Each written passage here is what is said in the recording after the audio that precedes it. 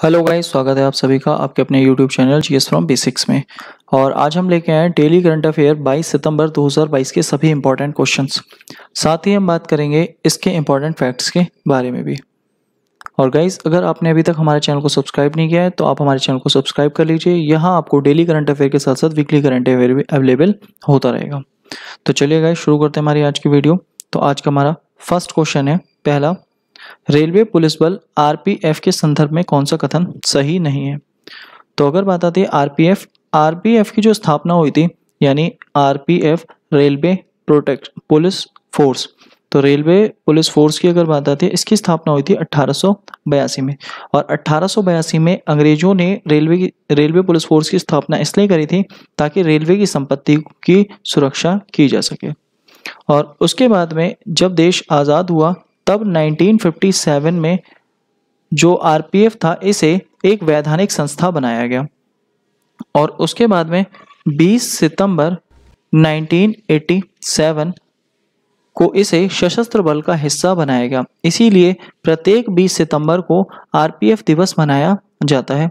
और वर्तमान में इसके महानिदेशक जो हैं वो हैं संजय चंद्र, और ये रेल मंत्रालय के अंतर्गत कार्य करता है। तो ये सभी बातें आरपीएफ से रिलेटेड हैं। अब ऑप्शन के अकॉर्डिंग हम देखते हैं तो 20 सितंबर को आरपीएफ स्थापना दिवस मनाया जाता है, सही है। आरपीएफ एक वैधानिक बल नहीं है, तो ये ऑप्शन गलत है क्योंकि 1957 में इसे वैधानिक बल बनाया गया था। तो यानी ऑप्शन 20 का आंसर हो गया। यह रेल मंत्रालय के अधीन कार्य करता है, ये भी सही है। वर्तमान में आरपीएफ के महानिदेशक संजय चंद्र हैं, तो ये भी सही है। इसके अलावा आरपीएफ के कुछ प्रमुख ऑपरेशन हैं, जैसे ऑपरेशन आहट, तो तस्करी को रोकने के लिए, ऑपरेशन उपलब्ध, टिकट की कालाबाजारी को रोकने के लिए, इसके अलावा ऑपरेशन अमानत, तो खोया पाया सामान वापस लौटाने के लिए। इसके अलावा अगर हम बात करें, एक और ऑपरेशन है हमारा ऑपरेशन माई सहेली, तो पश्चिम बंगाल में चलाया गया था महिलाओं को उनके गंतव्य तक पहुंचाने के लिए। तो ये सभी बातें आपको आरपीएफ से रिलेटेड याद रखनी है। नेक्स्ट है हमारा अगला क्वेश्चन, नवंबर 2022 में कौन सा देश चंद्रमा पर अपना पहला रोवर राशिद भेजेगा। तो चंद्रमा पर पहला रोवर की अगर बात करी जाए तो रोवर यानी कि जो हमारा चंद्रमा सतह पर चलने योग्य होता है उसे बोलते हैं हम रोवर। इसके अलावा लैंडर वो होता है जो सतह पर उतरने योग्य होता है। तो यहाँ पर रोवर की बात आई है, यानी सतह पर चलने वाला।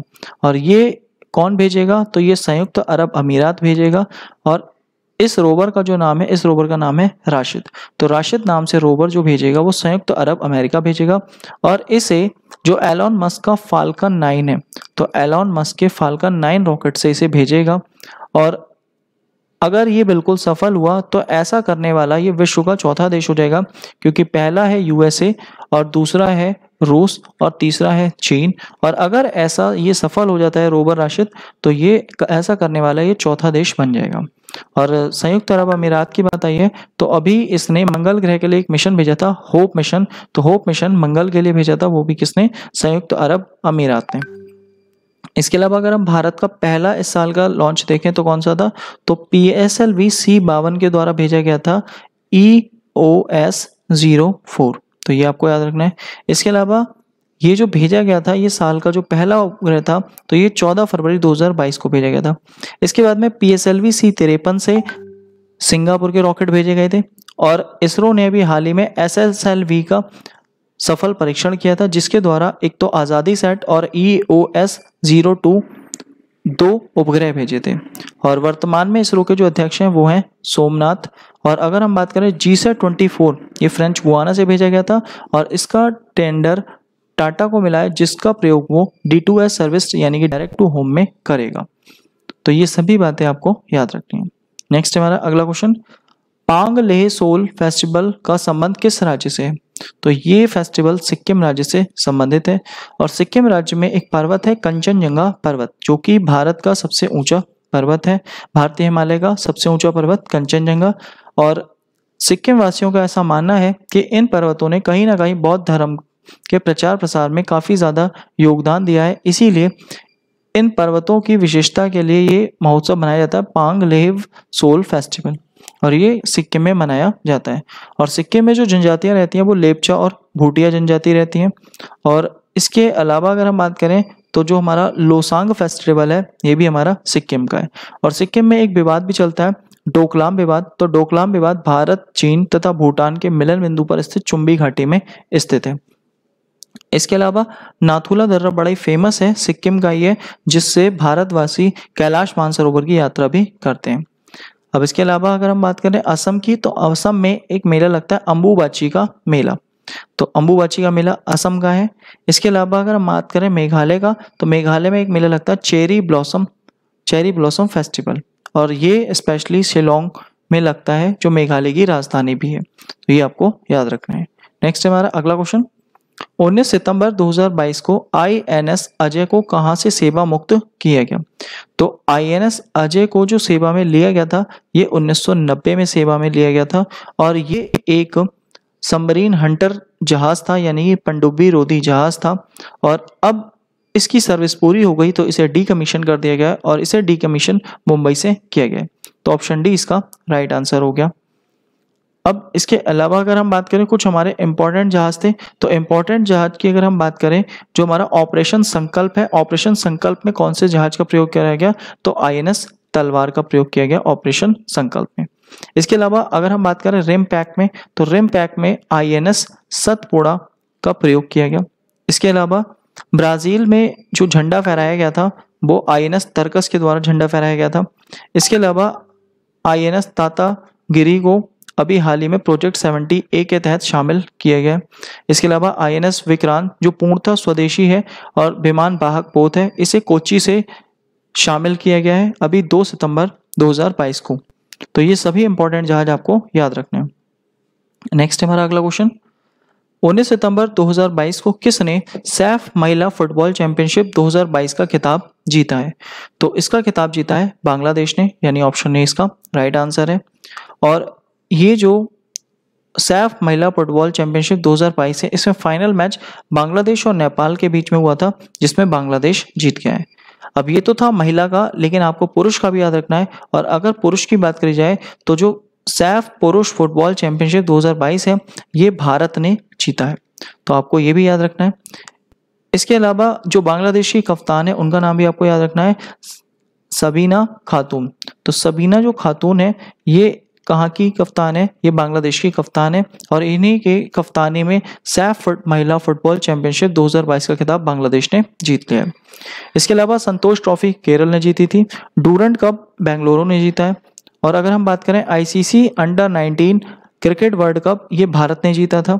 और फीफा वर्ल्ड कप 2022 कतर में आयोजित किया जाएगा। और महिला एशियाई फुटबॉल कप 2022, इसका खिताब चीन ने जीता है। तो ये सभी आपको याद रखना है। नेक्स्ट हमारा अगला क्वेश्चन, 19 से 24 सितंबर 2022 को Akhil Bharatiya police judo cluster 2022 कहाँ आयोजित किया जा रहा है? तो ये Akhil Bharatiya police judo cluster 2022 इसका 7वां संस्करण है, और ये नई दिल्ली में आयोजित किया जा रहा है, यानी ऑप्शन डी हमारा इसका राइट आंसर है। और ये इंदिरा गांधी स्टेडियम में आयोजित होगा, और ये CISF के द्वारा आयोजित किया जा रहा है।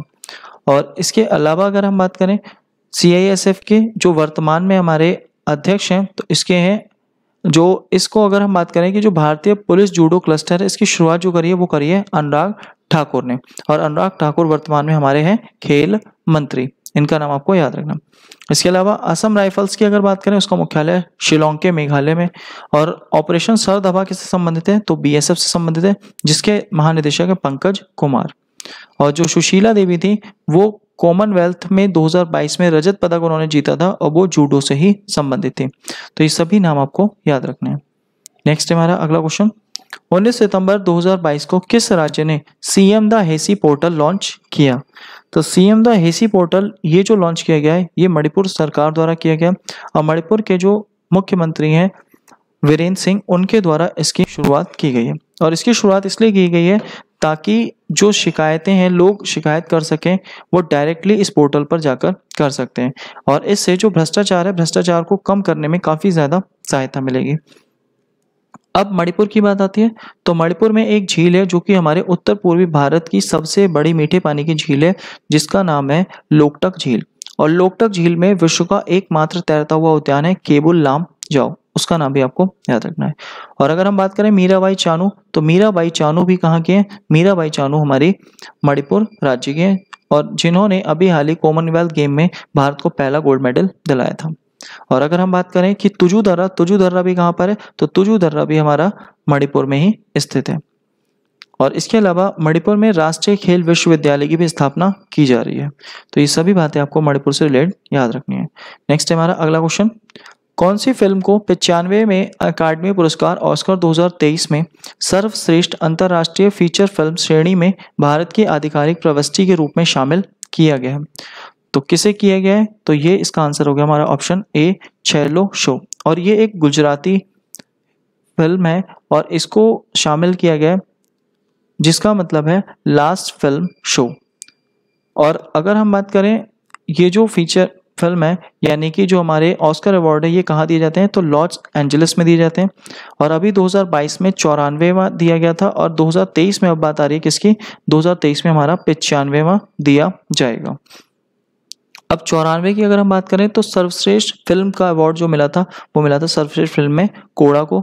और सर्वश्रेष्ठ अभिनेता थे विल स्मिथ, सर्वश्रेष्ठ अभिनेत्री थी जेसिका चेस्टन और सर्वश्रेष्ठ डायरेक्टर थे जॉन कैपियन।